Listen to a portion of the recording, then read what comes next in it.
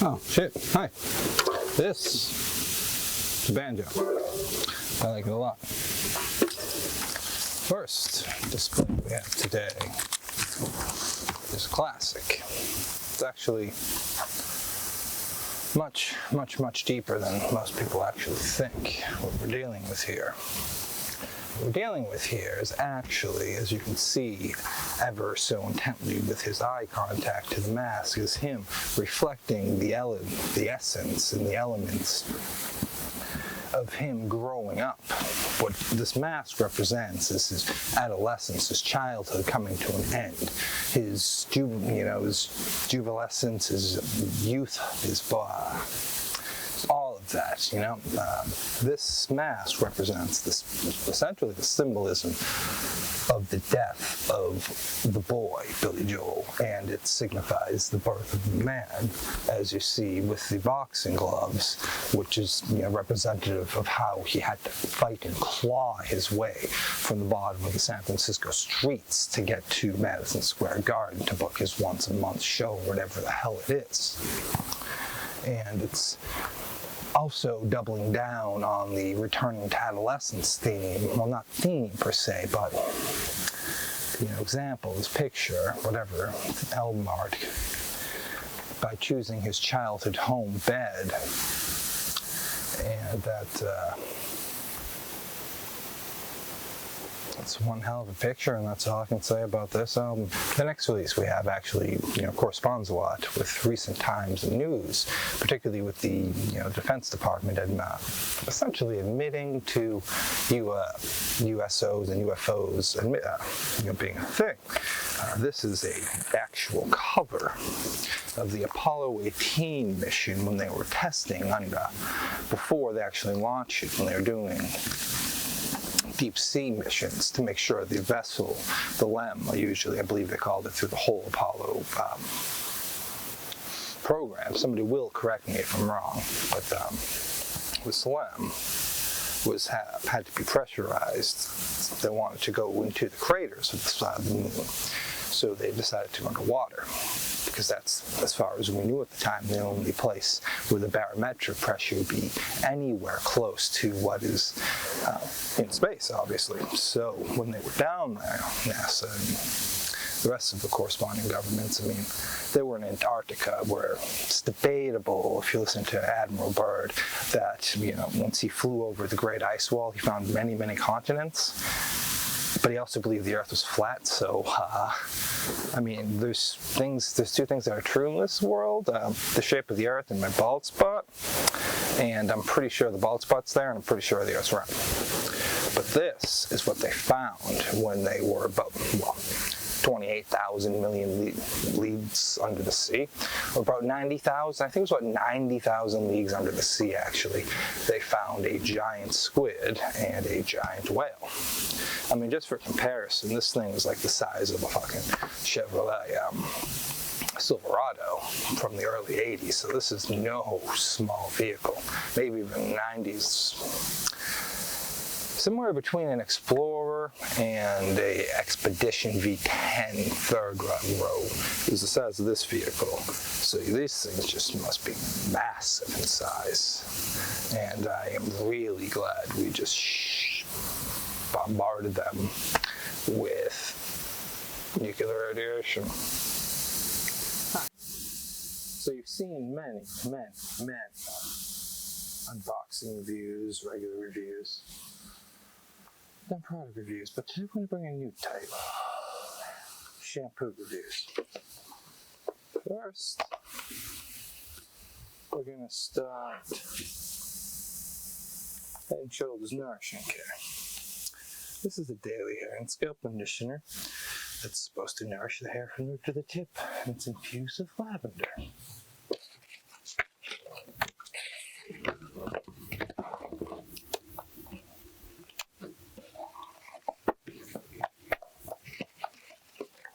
Let's find out.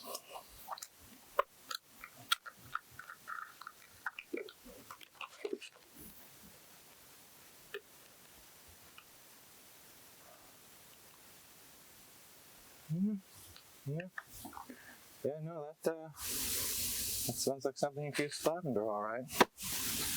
Next, we have the 5 Dry Scalp.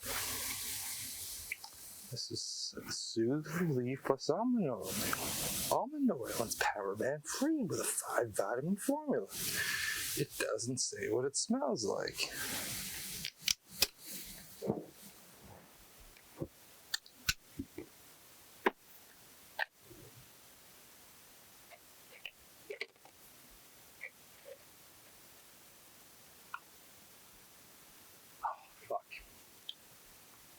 It smells like Dollar Store shampoo because I'm pretty sure that's where it came from. Next, we have Beauty and Healthcare Power Stick for Her Sulfate-Free Color Protection. This totes notes of sulfate-free color protection with lavender oil and chamomile scents.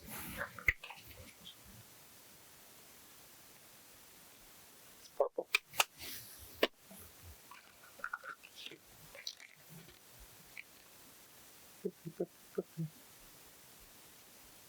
So we're looking for lavender and chamomile.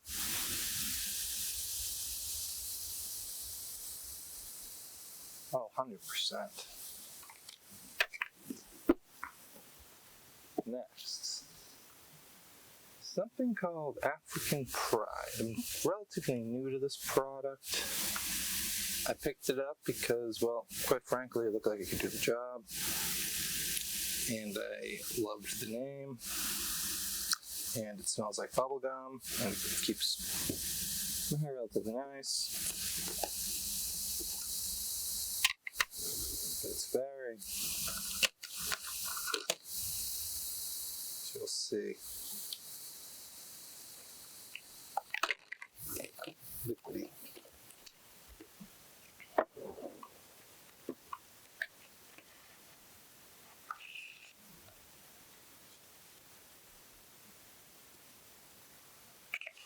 It smells like beautiful, beautiful bubblegum. The next up, and for people with beard, this is also a great tip because I suffered from beard itch, and as you can see, pretty good right now is this. Leaving it in, as soon as I got into the shower, I usually like to put it in and then rinse it out when I get out. And that usually has gotten rid of all the beard itch better than any product that I've seen they've treated. That's $3. It's leave-in hair conditioner. Run low. And this is supposed to smell like intense, smooth leave-in conditioning cream with argan oil from Morocco.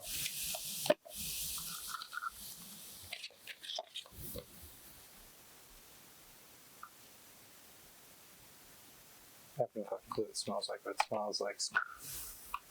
I can tell you what it tastes like because I dated the girl who got me onto that. Like, loved when I used it, and I use it all the time because of her. And I would end up like going to bed with it, and we'd make out and sweating and getting my mouth, and it's very oily and it's unpleasant. I'm gonna swap pastels. Okay. Next, oh, another favorite, the Herbal Essence Deep Moisturizer Hello Conditioning Shampoo. Conditioning combo is also great. I believe this is coconut. It's bloop.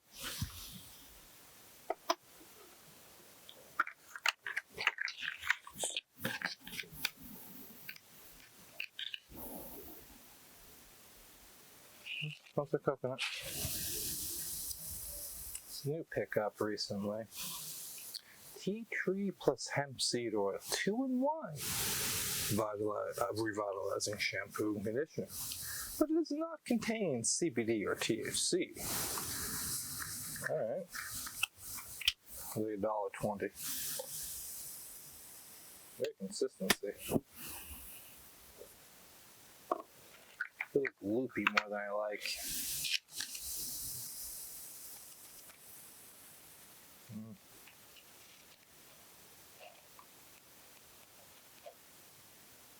I don't really know what hemp seed oil smells like, but you definitely get tea tree, like, minty from that, so that's not bad.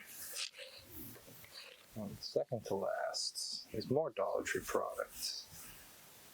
Pro Formula Hydrating Shampoo with Pro Vitamin B5 and Avocado Oil.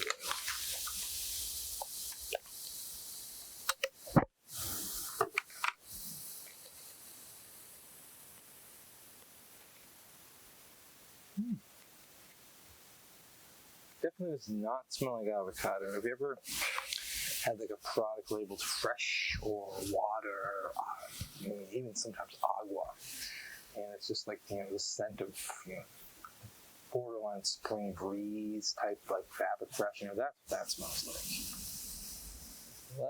Last is ginger recovery. Infused with ginger and golden honey. It's for strengthening and revitalizing blue hair like mine. Let's give it a roll. It's a yellow, kind of almost syrupy consistency. And we pour almost a honey-like tackiness to it. And it smells like ginger and golden honey. And that is 1, 2, 3, 4, 5, 6, 7. 3 count. 1, 2, 3, 4, 5, 6, 7, 8, 9 shampoos tallied. Total.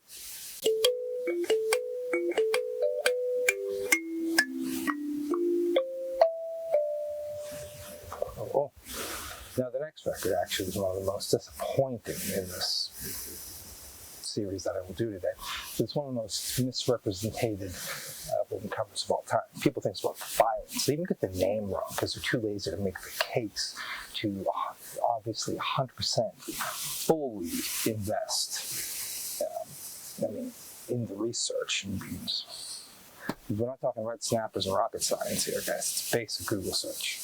What the album we're talking about is the Nightly Watchmen's Association. Australia Compton. This is particularly the 20th anniversary. Now, people miss off and understand it because if you look at it, it clearly represents Eazy-E with what looks to be somewhere between a 38 caliber short snub, 38 caliber snub nose handgun pointing down at you. But what you don't know, Eazy-E, Dr. Dre, MC Ren, Yella, Ice Cube, and I don't know who that is. What you understand is they're actually responding to the scene of a crime.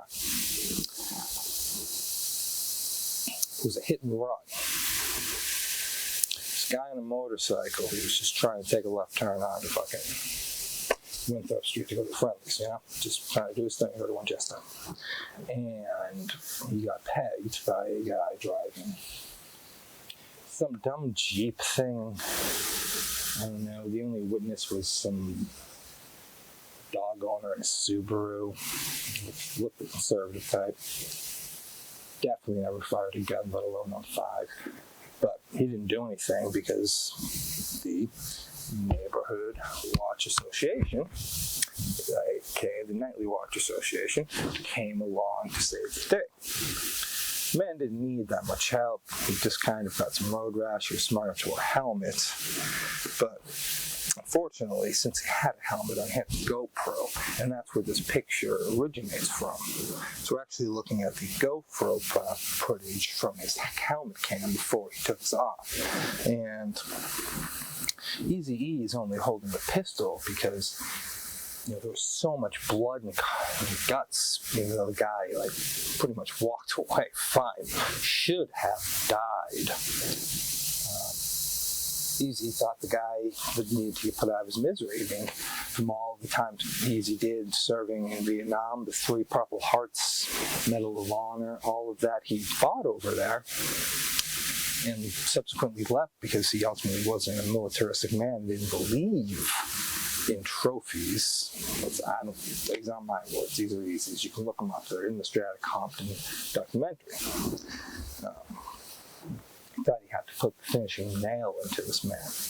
And as soon as this man saw the gun, he took his helmet off and soon as you take the helmet off from that particular model of that day, it would end the feed. Yeah, and that's why this is the last image we have of it. And people think it's a violent one, but it's really not. I mean, they picked them up, they called the ambulance, they nursed them. They essentially nursed the downed motorcyclist back to health. And it gets a terrible rap just because he's got a fucking gun in his hand.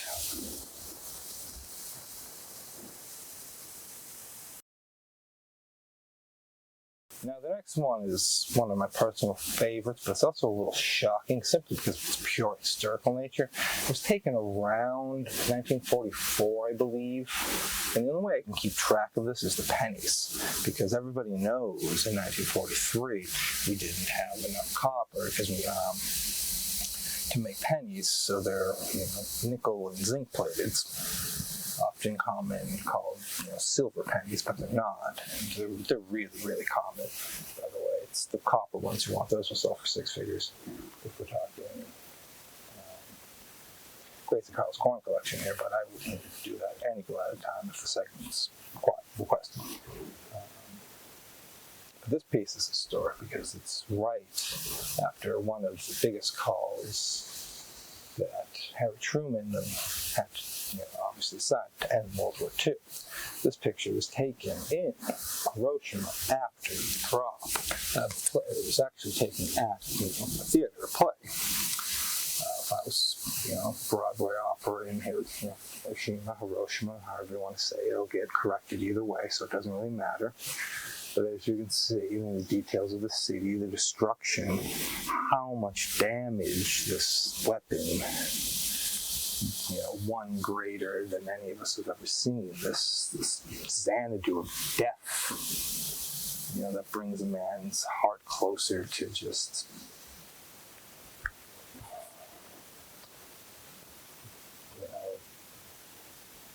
post-Bucinian society, Manhattan Project existence that doesn't need to be. And that's why, this one particularly hits me deep. I cry sometimes about it. Go. Now this one's got a funny story. See this damage? This is actually a real picture. Now, I know a guy up in Canada who works for this bank. He tells me, drinks a lot. One of those always winter type of guys, I've been told. I've had some weird interactions where I've essentially had to make sure the man, got to bed on his stomach so he didn't pull a Hendrix and choke on his own puke. I mean, my mom was just telling me the story today about the guy who gave us our first computer. We played Samantha on it. That's how I remember it, actually. And Samantha was solid. They should try to reboot that, actually. And that's what happened to him. He ended up snorting too much coke one night, drinking too much, and his name was Bob or something. I have no fucking clue. Ended up choking on his own puke and dying. And that's only comes topic because this photo is when we let my buddy BA, I'll cut that out. Our buddy used our Mazda Miata at the time, actually. It was a beautiful one. It was an NA. It's a Miata. You gotta love the things. If you don't like Miatas, you probably don't have a soul. And he I don't know, man. Jameson was this guy's thing. I haven't really talked to him much. I've been focusing on my own stuff because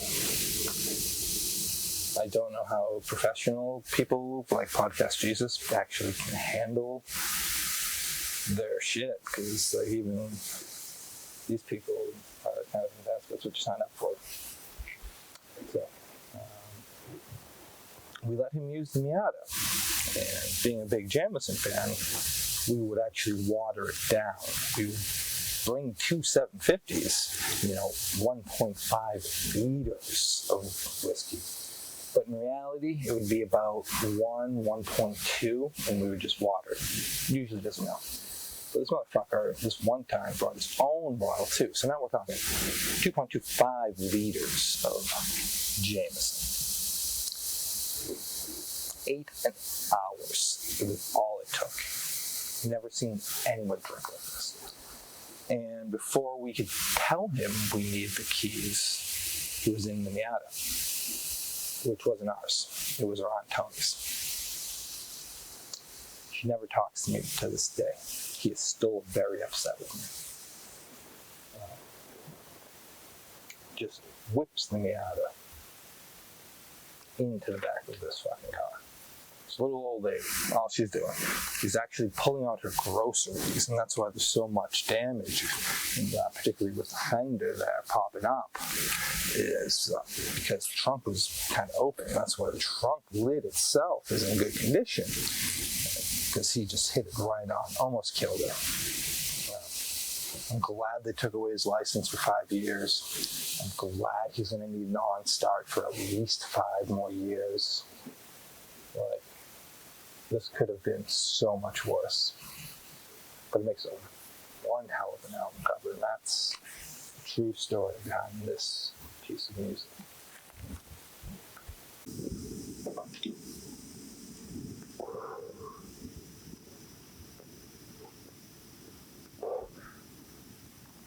First, we have a literary item for those of us in these parts who can read. And if you can't read, it's about a man that provides us with the rest of what we do and get drunk, drive fucking shitty cars, and smash them into phone posts. The Icoca. This man saved Chrysler after, I think he said Poet. I don't know. I never read it. I only know 7 words. And this is going for, steel. You know what? We're going to sell it for the original Zare price of $3.96. 617.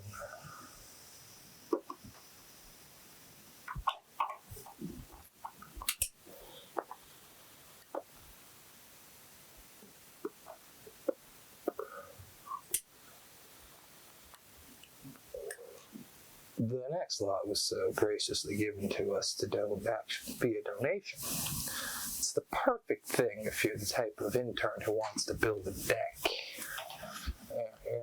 You can't go wrong with the fluted masonry. You can't go right with the coarse thread drywall screws. Those will work for almost anything, and they pretty much fill boxes. Guys asking $1.58.92 a piece. I think we can do this. Hold in, folks.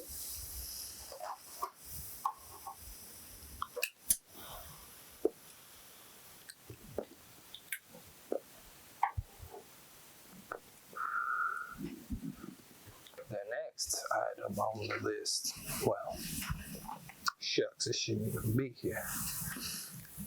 This is the canteen my grandpappy used in the Battle of Madrid, 1922. Actually, I can't sell that. That shouldn't even been here. No idea how that got here. Where we put that guy here, I'm going to fire.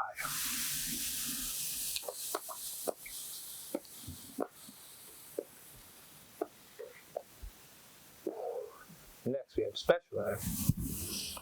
We have a Link figurine thingy. I guess on Twitter, if you're in a private group, he's worth about 50. I don't know 50 what's or 49. I don't know. But you know the number, folks. Just call right up if you want that piece of trash. Keeping of the same themes of pieces of trash for people who get banned from Twitter, I have a deal for you. Hold on.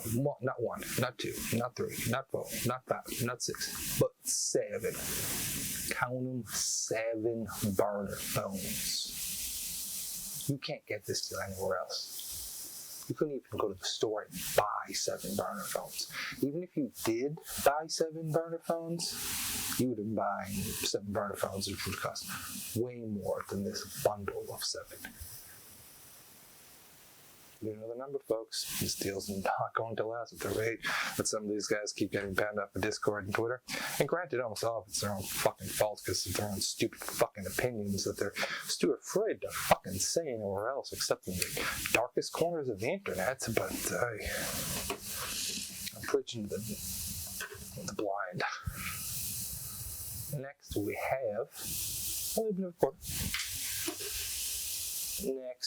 have one piece of a 3-piece bike crank. It says L. I'm assuming L's for longitude or latitude or left. And I'm going to go with left because it wouldn't really make much sense if it bolted into the bike and went like this. Granted, you go up far in Maine enough, maybe? But I don't know. Well, that's $38.92 for this. $38.92. This could be like a Specialized. This could be Rayleigh. Or it could be a Huffy. Only one way to find out, folks, and that is to buy it and try to mount it.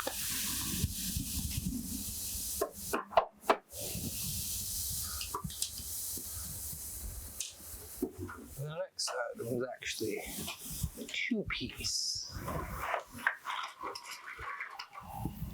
The next items are a 2-piece set.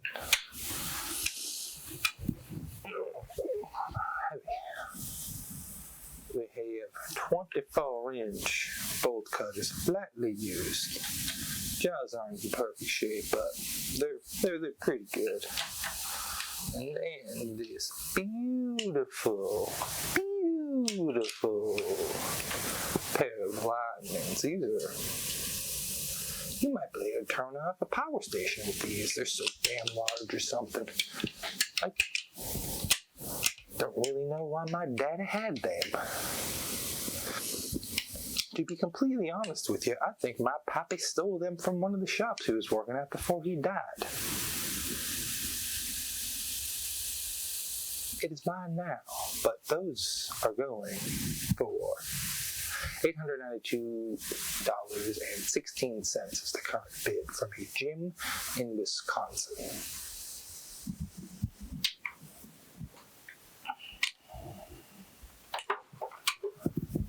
Next item,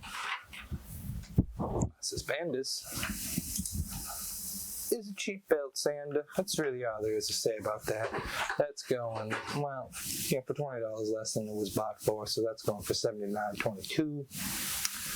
We expect to see that on the next episode as well because it was on the last one before. Nobody wants it. Nobody needs it. We do have here a piece of history. This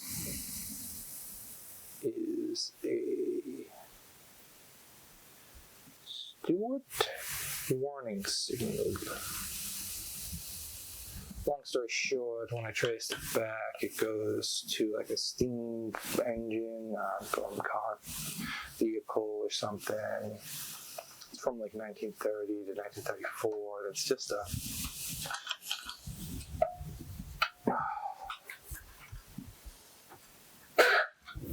very, very loud horn.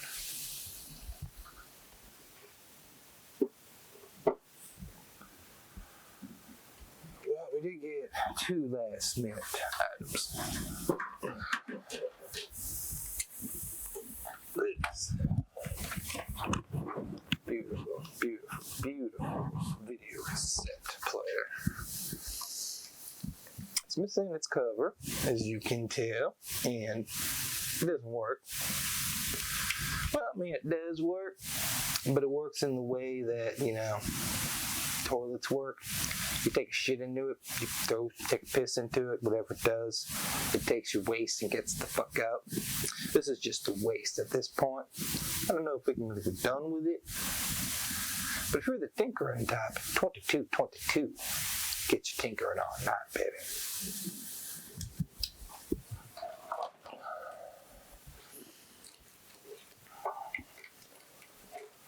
Our second to last item is a heavily used incredibly cheap tap and die set. This is like the cheapest one you can possibly fucking buy. And we beat the shit out of it over and over again for many, many years. So, I mean, if you pay the shipping and fucking handling, I'll give it to you. I'll even sign it at this point. And the last thing we have is something I actually found in the Colorado Airports Lost and Found. Because, I'm one of those people who get told to tell them that you lost something so you can go through and looking for stuff. And if you didn't done looking for something that you lost that wasn't yours, you can keep it. This is a medal for somebody who worked at Chernobyl, the power plant in Ukraine. Russia, USSR, whatever floats your boat. But I can guarantee you the man who wore this died very quickly, probably after receiving this radiation program. It's pretty fucking cool, not gonna lie.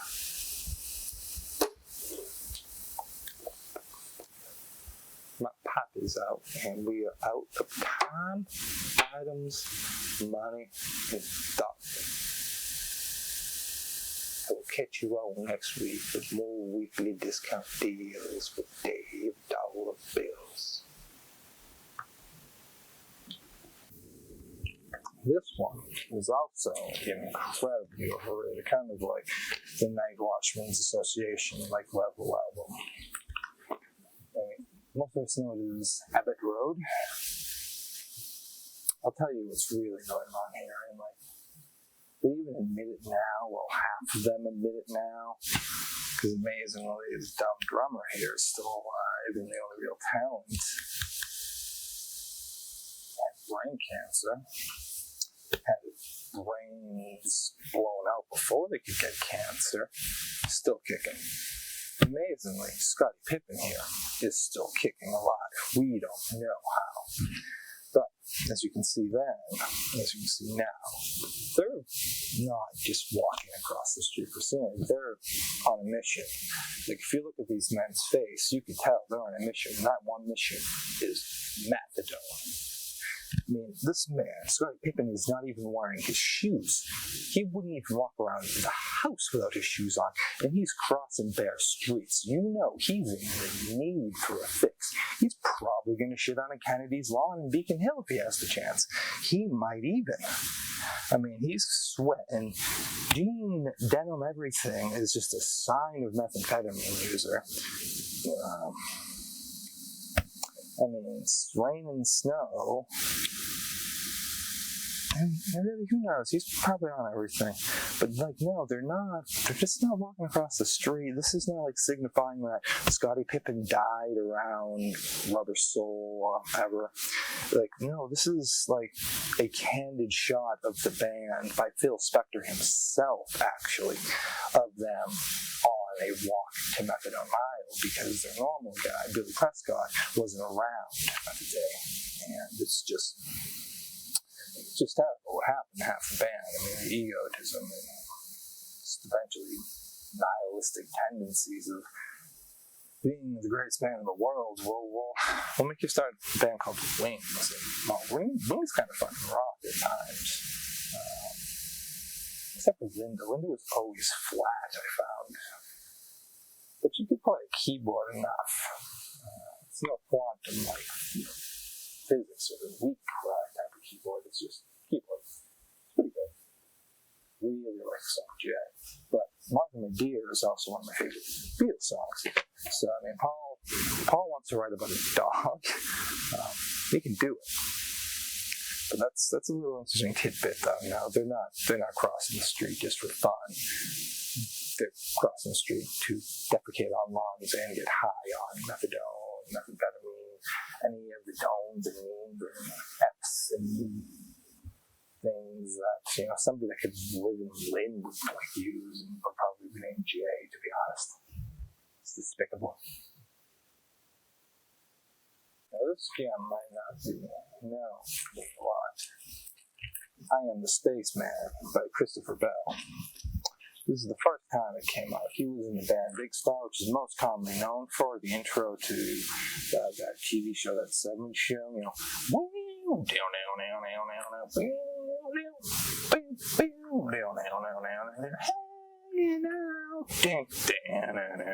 That's what they're most commonly known for. But me personally think their second album, Radio City, is where it's at, actually. So they're probably best album.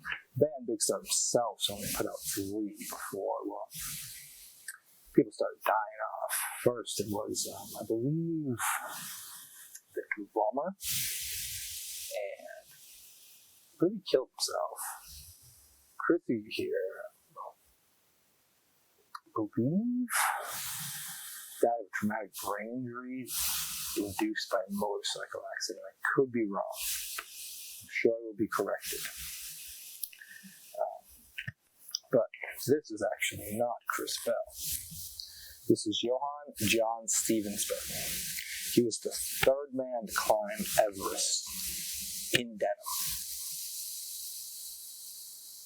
And that sounds like a trivial feat, but to qualify, you cannot have a Sherpa, you cannot have backup oxygen, you have to free climb all the way to Everest.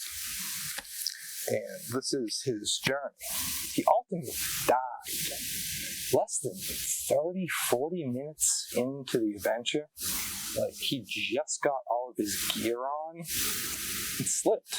And when he slipped, he forgot that he had a fucking ice pick in his hand, and that ice is slippery, and when you go like this with an ice pick, and you go like that, and you pull yourself to try to bring yourself steady, and as you're falling, and you latch with your ice pick, one end is picked into the ass, and the other spike end is pointing up, latched in. You're pulling your skull into it, and that's what happened to him.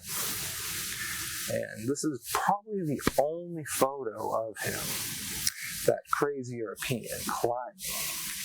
And like, this beautiful mountain, like, you can't blame him. He died doing what he kind of loved, I guess. I'm not sure if the process was his favorite. Nobody likes the process. You have to trust the process, obviously, but nobody likes to. And he trusted. Maybe he didn't trust the process and skipped a step, and that's why. Well, he must have, because he should have had the.